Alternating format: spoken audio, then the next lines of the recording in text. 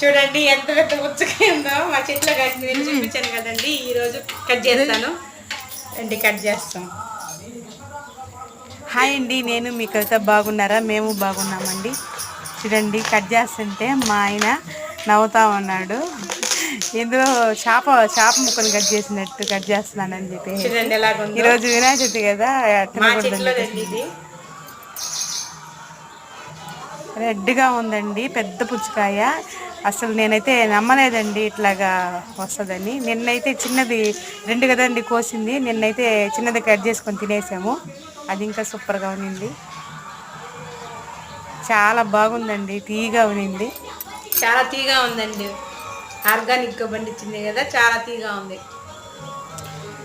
నాకైతే ఈ పుచ్చకాయ మామూలుగా బజార్లో తీసుకున్నంత టేస్ట్ అనిపించలేదండి. ఇదైతే చాలా టేస్ట్ అనిపించింది. నాకైతే నచ్చింది. నచ్చితే లైక్ చేయండి, సబ్స్క్రైబ్ కూడా చేయండి.